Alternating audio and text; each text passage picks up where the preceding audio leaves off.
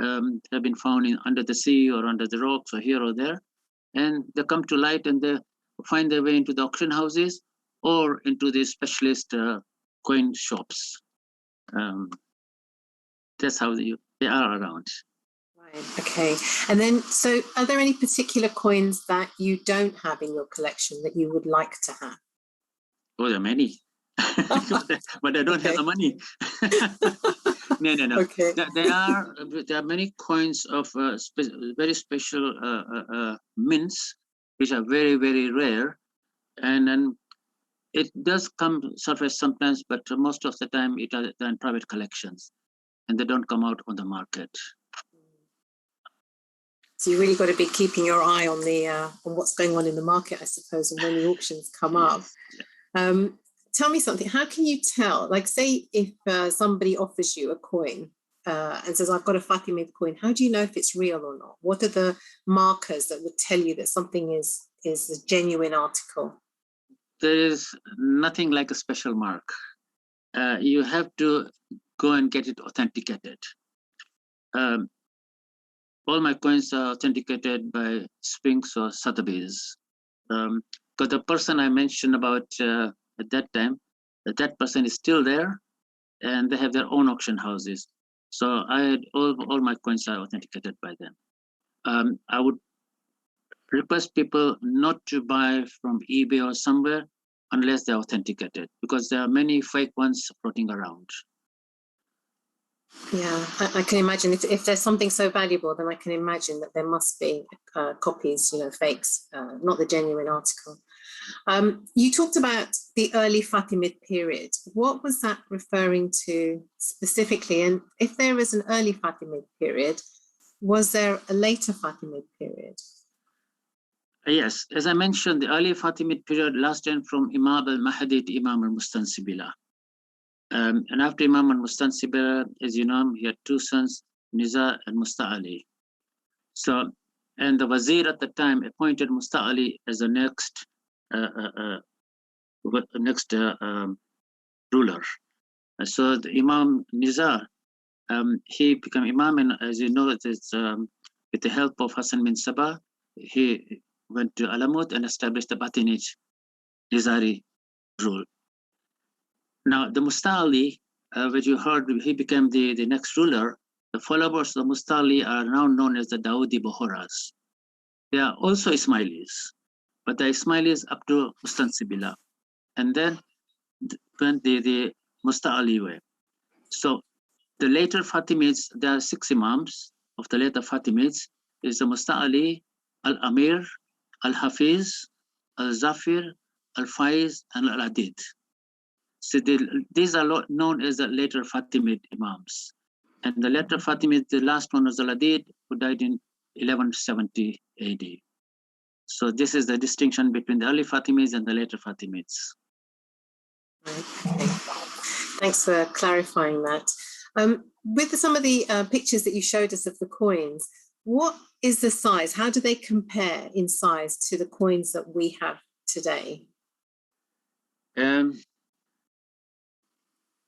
This coin is of Imam al-Muiz. I don't know if you can see. So you can see the size of that. Let's come on. So now here you can see this Imam al-Muiz coin. In the middle, can you see the center, which is there's nothing in the middle, which means on the day this coin was minted in a particular town, Imam al-Mahdi was not, Imam al-Muiz was not present at the time. Whereas if I show the other coin, which is of Imam al-Mustansir, can you see a dot in the middle? Yeah, that denotes that the Imam was present at the time when the coin was minted in the city.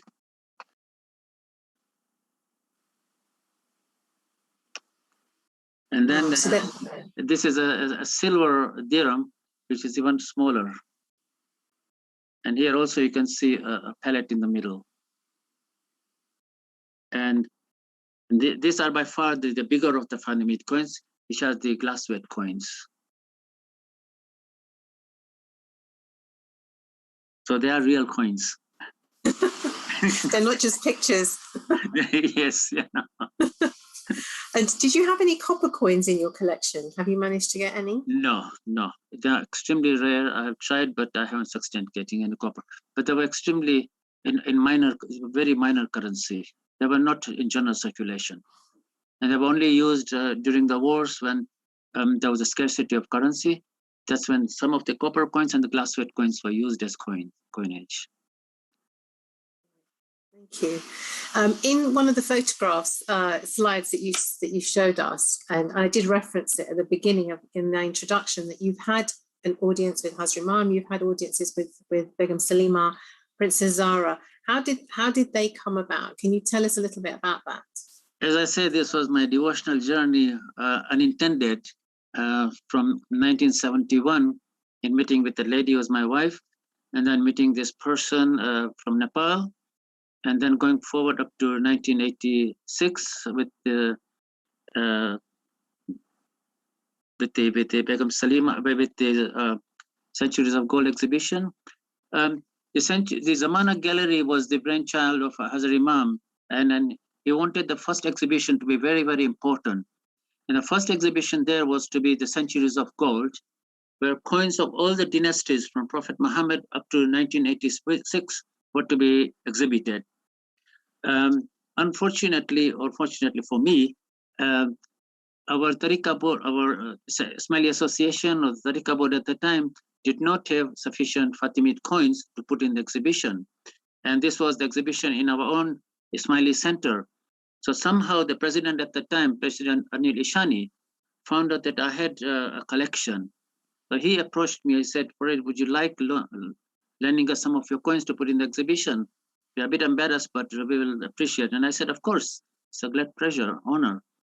So there were, he sent his own curator, Dali Duran, and we went through all that. And many of my coins were exhibited at the Zamana Gallery. And before the exhibition, the time, he told me that there might be a member of Nurani family coming. So if you want to do a presentation or write a book about your coinage, please do so. And 3 days before, we heard that Maulana Hazrat Imam was supposed to come, but he had some very important meeting elsewhere. And the day before, we heard that Begum Salima and Princess Zara were to come. So that on that day, as some of these photos were there, the images, that I was presented to Begum Salima, and I presented the 3 coins, a gold dinar, a silver dirham, and a glass weight with full history to Begum Salima. And we had a lot of chat, and she seemed to have a lot of knowledge about the Fatimid coinage and the period. I'm sure she was well advised and well briefed before she arrived there. However, the funny part was at the end of the exhibition, she and Princess Zara and the President Sahib and the secretary, at that time I think it was Akbar Virji, they came to me, and Begum Salima gave the coins back to me. And I was a little bit puzzled that whether there was something wrong, which she found out. And she just smiled and said, no. Said, I want you to be the guardian of these coins. And I want you to present these coins to your Imam, your Hazrat Imam, when he comes to London, because it will mean much more to you and to your Imam. I was shocked, and so were the President Sahib and the secretary. So anyway, I kept at the time and I documented, and after the event was over, the President Sahib approached me and he said, these are very important coins, and let us keep in our safe at the council, and we'll present on your behalf to Hazrat Imam. So I said, with due respect, Begum Salima said, you be the guardian and you present to Hazrat Imam. So thank you very much, but I think I will keep them for me until such time that I get the opportunity. So they were with me. So this is how I met up with Begum Salima and Princess Zara. And then so I had these coins with me from 1986, waiting for the opportune time. In 1992, I happened to be on holidays in Canada. And do we have time to talk? Yeah. So I was in Cannes. It was a some program going on. I think it was Chandrat or something. And there was a talk going on. This guy was talking about Hazrat Imam Padramani in 11 days' time there. So I asked the guy next to me sitting there in Khane, so who is this person? He says it's Ali Ismail, who is the president. So suddenly I realized he was my classmate from Mombasa, and he's a president here. So after the Jamaat Khana, I approached him and I said, look, I'm so-and-so, and we, of course, we remembered each other. And I said, I've got these 3 coins to present to Hazrat Imam. And I said, would you give me an opportunity? He said, I'm a Chota president here. We have a federal system here. We have a federal president, Nizar Khanji, who happens to be in Toronto at this time. Now, I was there with my family, my wife and my 2 children who were very young at that time. So anyway, one way or the other, I managed to get through to President Saib, and he invited me to the council chambers the next day. Now, this is important because I told him my story of what was happened. I wanted to present, and he said, come to the council chairman, talk to the councillors. So the full council members were there. The meeting was going on. And normally when I travel, I do carry 1 coin with me. So this 1 coin, I told them a little bit of the Fatimid history and the coinage, and that coin was passed around through all the members of the council. And the second last person got up and said, you open your eyes today, because I'm sure none of these people know anything about the Fatimid history or have touched the Fatimid coin. Having said that, I was sent to London after that by the president to bring all my Fatimid exhibition pieces to Canada. And then he told me that once you bring back to Canada, I'll tell you what we have in mind for you. So I brought my 3 coins as well, hoping to give it to Hazrat Imam during whatever time I was there. To my surprise, the next day after I came back from London again with all the material, he said, you're now part of the Hazrat Imam entourage party. You'll be going with his party and exhibit in every centers in Canada where he goes.